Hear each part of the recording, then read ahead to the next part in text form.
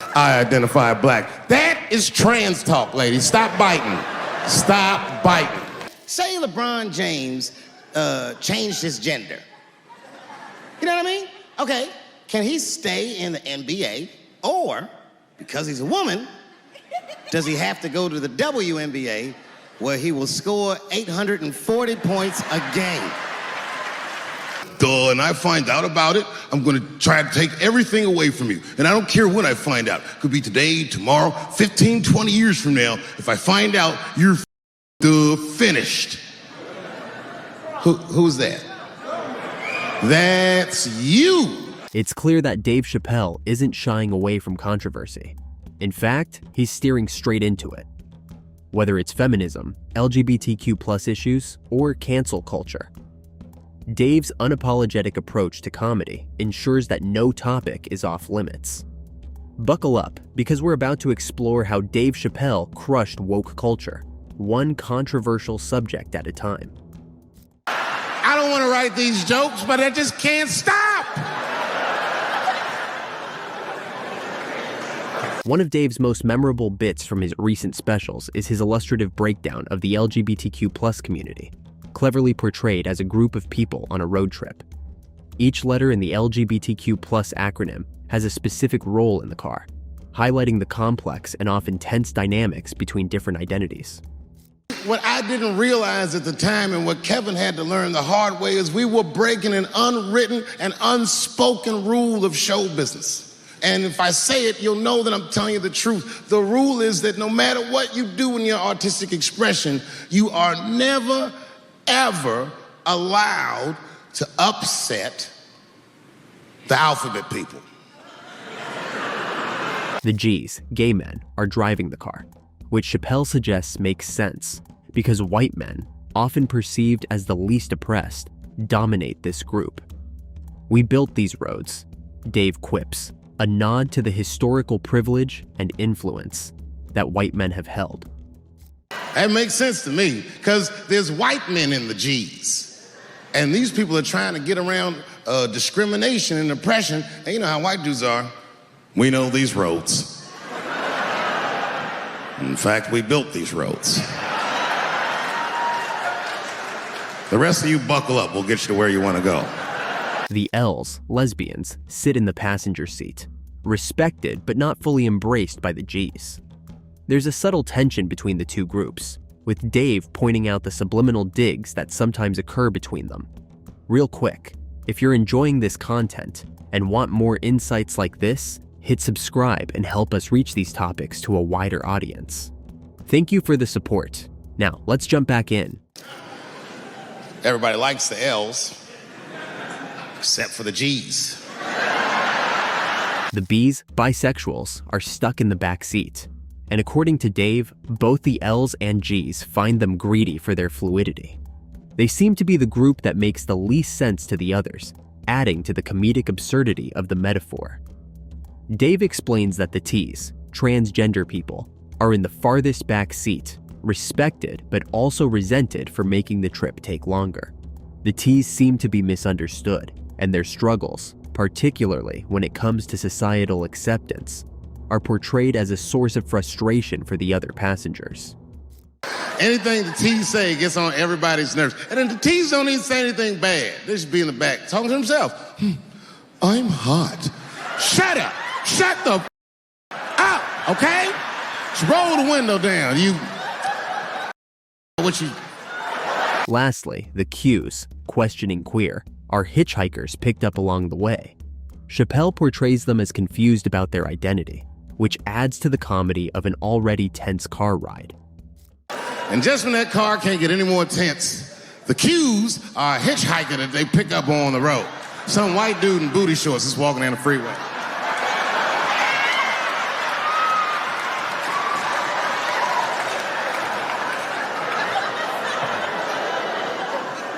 The G's see him. That guy might be one of us. Hey, are you okay? Need some help? And he come over there with them booty shorts leaning on the window. Hey, what's going on, fellas? Lady. What makes this bit work is how Dave turns the complexities of identity politics into an absurd road trip. He's highlighting the real-world tensions within the LGBTQ+ community while making it laugh out loud funny. By acknowledging these complexities through humor, he brings attention to the subtle power dynamics even within groups that are supposed to be unified in their fight for equality. But they're so confusing. And it's not all my fault. I feel like they need to take some responsibility for my jokes. Because I didn't come up with this idea on my own. This idea that a person can be born in the wrong body. But they have to admit, that's a hilarious predicament. Next, Chappelle dives into the concept of being born in the wrong body. While this idea is central to the experience of many transgender people, Dave approaches it with a mix of empathy and bewilderment. He admits to being confused by it, not as an excuse to mock trans people, but to illustrate how complex and challenging these discussions can be for those outside the trans community. That wouldn't be funny if it happened to me? I think it would be. What if it did? What if I was Chinese, but this body? That's not funny. He makes light of the situation by imagining himself born as a Chinese man trapped in a black man's body. With his characteristic humor, Dave paints a picture of walking around making exaggerated faces, claiming, "This is how I feel inside." It's a provocative image, but it also underscores his broader point. How we feel inside doesn't always align with how the world sees us, and that discrepancy can be both tragic and, in Dave's eyes, ironically humorous. And for the rest of my life, I had to go around making that face. Hey everybody, I'm Chinese! And everyone get mad. Stop making that face. That's offensive. What? This is how I feel inside. By placing himself in the shoes of someone experiencing gender dysphoria, even if for comedic effect, Chappelle invites his audience to think about the often surreal nature of identity and self-perception. It's an uncomfortable joke, but that's the point. He's asking his audience to sit in discomfort, much like the trans community must when navigating a society that doesn't fully understand them. A lot of the LGBTQ community doesn't know the baby's history. He's a wild guy. He once shot a and killed him in Walmart. Oh, this is true. Google it. The baby shot and killed a in Walmart in North Carolina. One of the most pointed critiques Chappelle makes in his special is directed at the inconsistencies of cancel culture, particularly when it comes to the rapper DaBaby.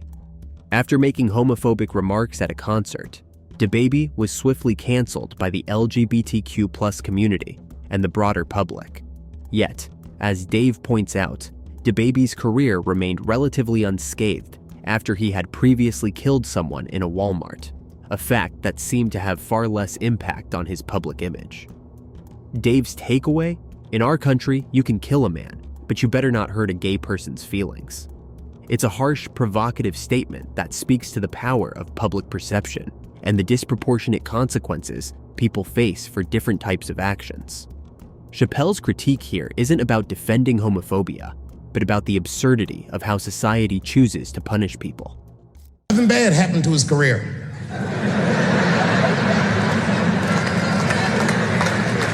Do you see where I'm going with this?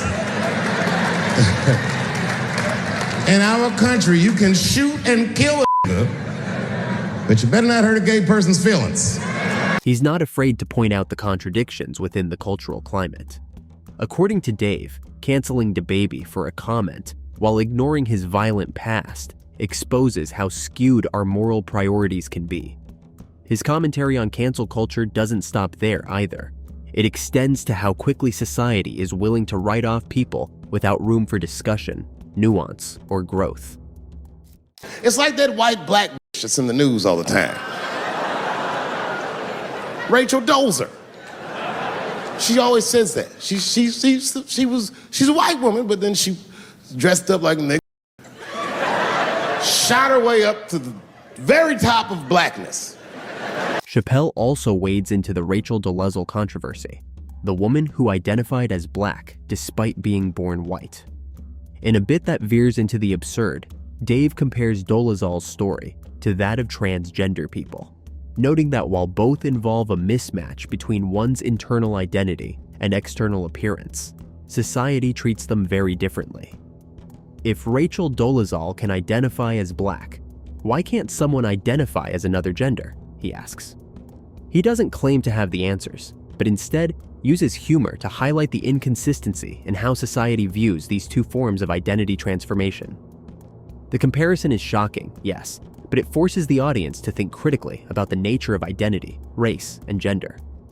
I identify black. That is trans talk, ladies. Stop biting. Stop biting. Dave makes it clear that unlike Dolezal, he believes transgender people when they say they feel like they're in the wrong body. The difference, as he sees it, is in the commitment. Transgender individuals undergo medical and social changes to align their identity with their gender. At the same time, Dolezal merely dresses up as black. The punchline? I've never seen somebody throw their dick away. It's crass, but it drives home the point that the stakes for trans individuals are far higher than for someone like Dolezal. One of the more touching moments in Chappelle's special involves his friend Daphne, a transgender woman who attended several of his shows. Daphne laughed hardest at jokes about trans people, which led Dave to reflect on why she was able to find humor in what others found offensive. As Dave describes her, Daphne understood that jokes are jokes.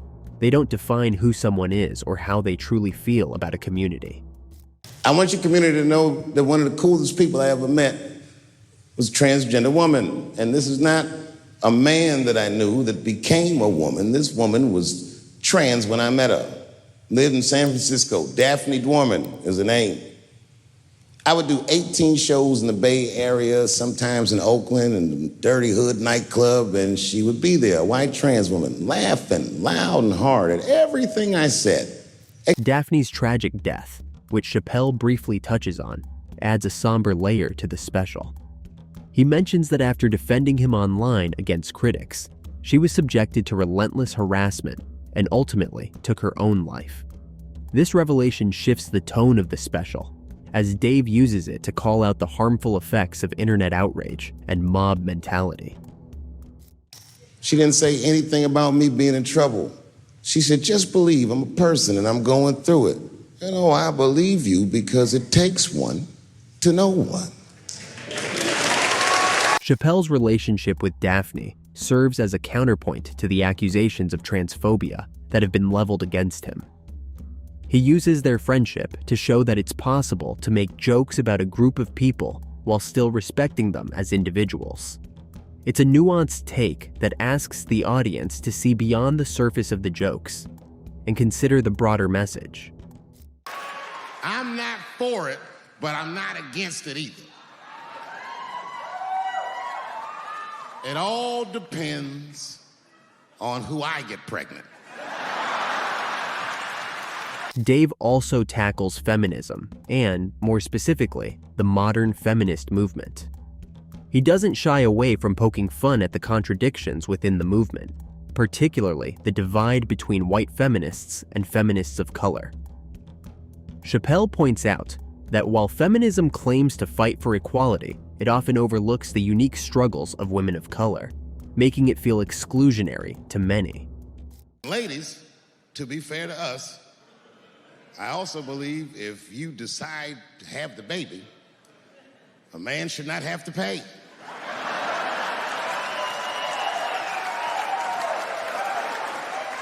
That's fair. If you can kill, I can at least abandon them. He also addresses the Me Too movement, acknowledging its importance, but critiquing the way it has, in some cases, gone too far. Dave makes the case that while holding men accountable for their actions is crucial, the movement sometimes fails to offer a path to redemption for those who have made mistakes.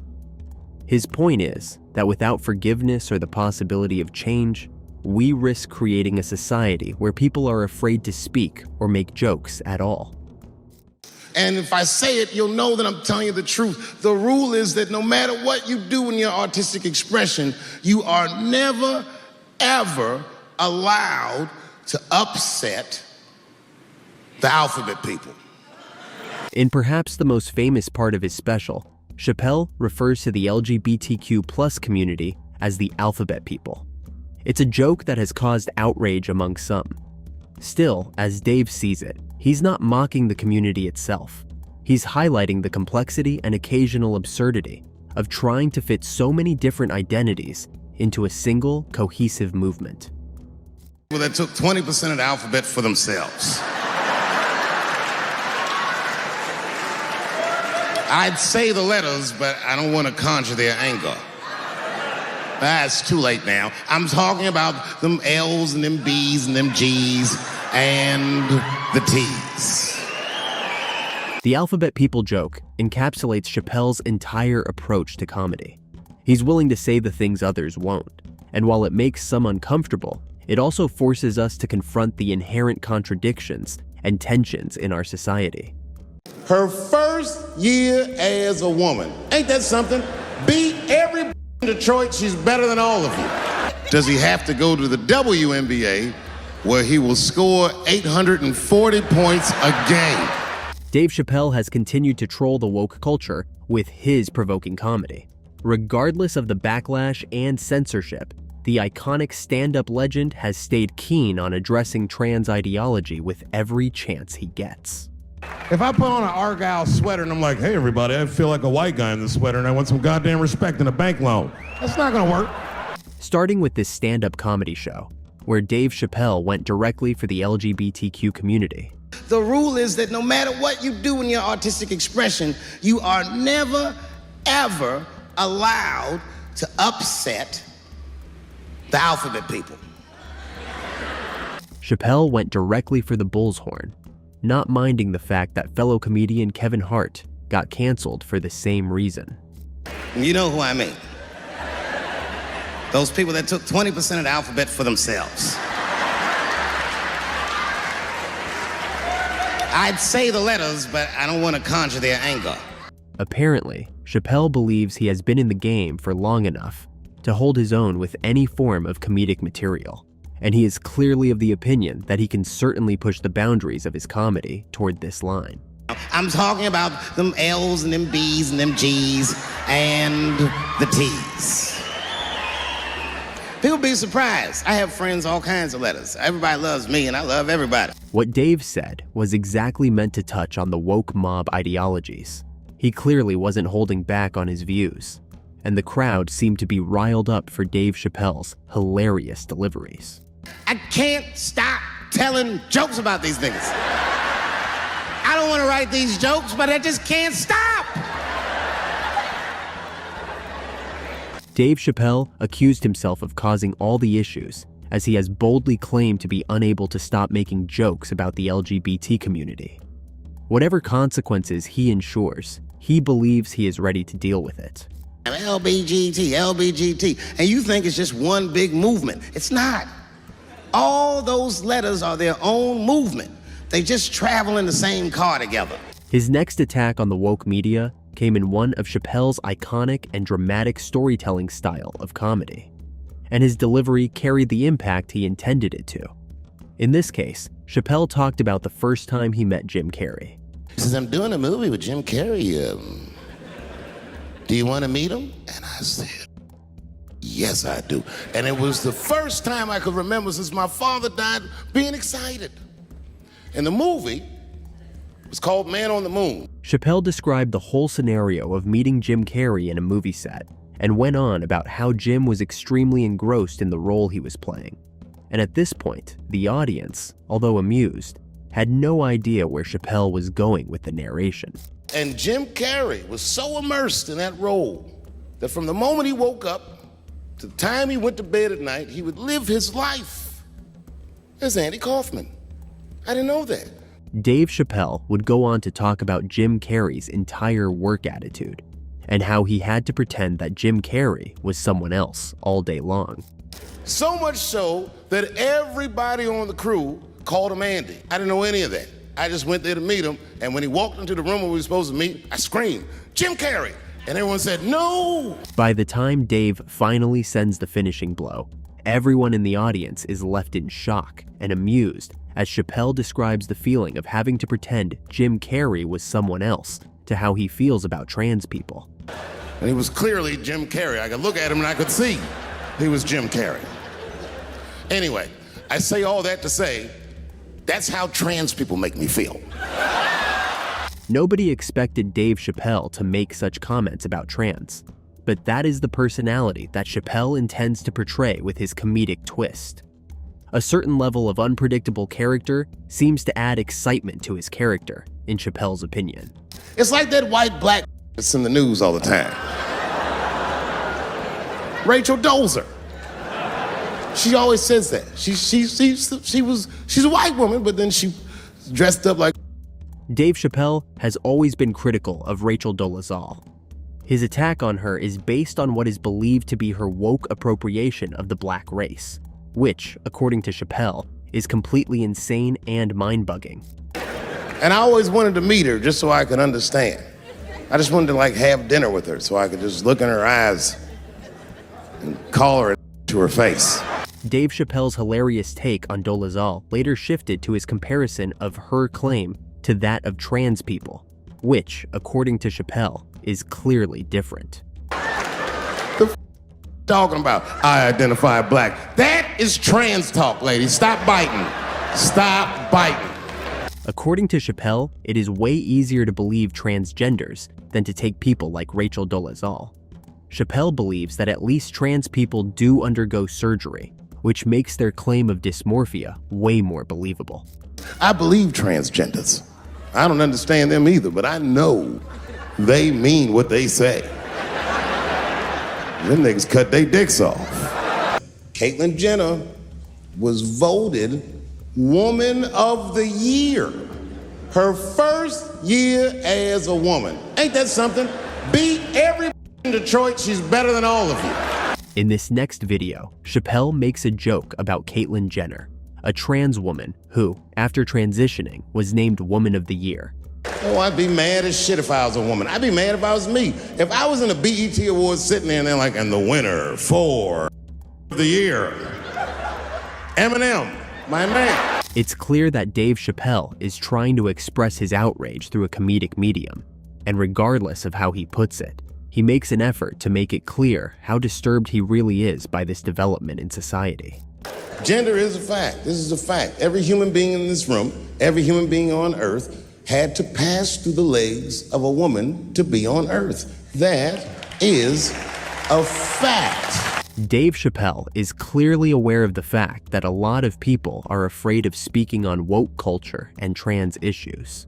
Still, the comedian is very deliberate in his attempt to separate himself from those whom he feels are afraid to speak up against trans culture. That trans women aren't women. I am just saying that those pussies that they got, you know what I mean? He takes every chance he gets to speak his mind on all issues relating to wokeness. Chappelle has consistently attacked the trans movement and doesn't seem to be slowing down anytime soon. Okay, here it goes. Hey, if you do anything wrong in your life, and I find out about it, I'm gonna try to take everything away from you. Dave Chappelle took a bold step to go directly against the audience. His take on the cancel culture tactics, which he believes are used by the woke mob, is that of a crowd of people looking carefully to find any faults against people, regardless of the distinctions between celebrities and just ordinary people. Who's that? That's you. That's what the audience sounds like to me. Chappelle's bold move to attack his audience on their roles in the cancellation of celebrities and other personalities is just wild. It is not everyone we get to see comedians attack their entire audience on live television. That's why I don't be coming out doing comedy all the time, because y'all is the worst I've ever tried to entertain in my life. Here is another clip of Dave Chappelle using one of his iconic storytelling tactics to deliver another blow on woke culture in the most hilarious deliveries ever. He begins the story by recounting an event during the COVID years. Sadly, it worked. I ran right over there. I said, I pointed right in the camera. I said, "You's a bitch for doing this to me." Dave Chappelle has a way of riling up crowds before he delivers the actual final touch to his storytelling. Most people didn't anticipate the ending that he gave this comedy delivery, and the momentum only grew as he told the story. This fella's gay. Now, you know how I talk. I call everybody a you know what I mean?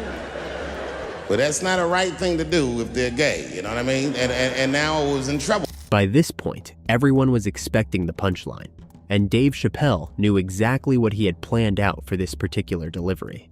How could I be scared? Shirt was tied up in a knot like this. This guy, let's go, go. I thought we were gonna come to blows. I was ready. Chappelle's punchline left the crowd dumbfounded as he shifted from the LGBT issues to the issues talking about the racial minority and how he believes the woke movement manipulates these factors to push their agenda. Gay people are minorities until they need to be white again. Chappelle moved to another story about his encounter with a lesbian, and by the time he was done, the whole crowd was certain he was making another trans joke as usual. This woman claimed that I beat her up in a nightclub because she was a lesbian. That crazy. Bitch, I didn't even know you was a woman. Dave Chappelle's attacks on the trans movement have brought him under a lot of fire. Still, it seems like the comedy icon doesn't mind the media attention that his comedy generates. He constantly goes on rampages on the trans culture, regardless of the impending backlash from the woke left. She said, stop calling me a man.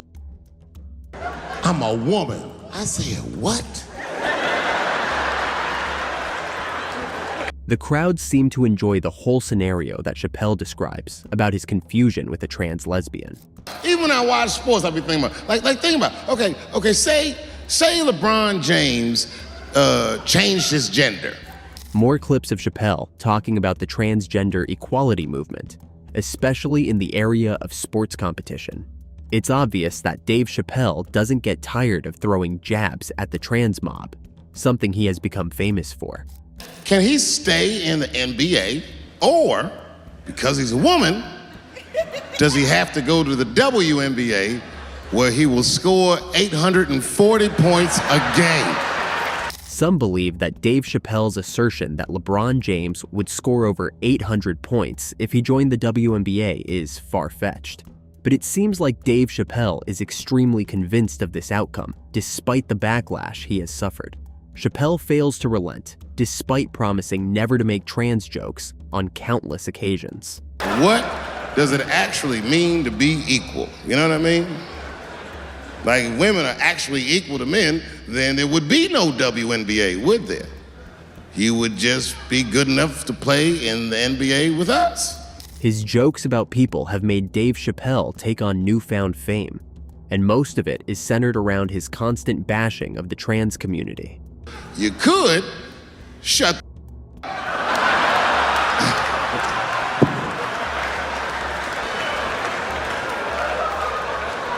The pronoun battle is something Dave Chappelle has taken quite seriously. His confusion with the whole issue of personalized pronouns is something most people struggle with, but are way too timid to talk about. Not for Dave Chappelle, though. If I put on an Argyle sweater and I'm like, hey everybody, I feel like a white guy in this sweater and I want some goddamn respect and a bank loan, that's not gonna work. God, I feel, why should I give a how you feel? It's a pronoun. He has found his way of making sure he talks about it every time he holds a microphone. This story about his misgendering experience is one of many he has told to shed light on his confusion with the trans movement. It appears that her dick is popping out of her dress. You mind if I call an ambulance, champ? I'd rather not be at a party where a tranny ODs. There's too many questions to answer. Dave Chappelle has continued to be one of the faces of stand-up comedy, despite the continued backlash he has faced for his intense comments on woke culture. What do you think about Dave Chappelle's take on trans people and woke culture? Please leave your comments below. That's all for today, guys. Please like and subscribe to see more content about the anti-woke culture.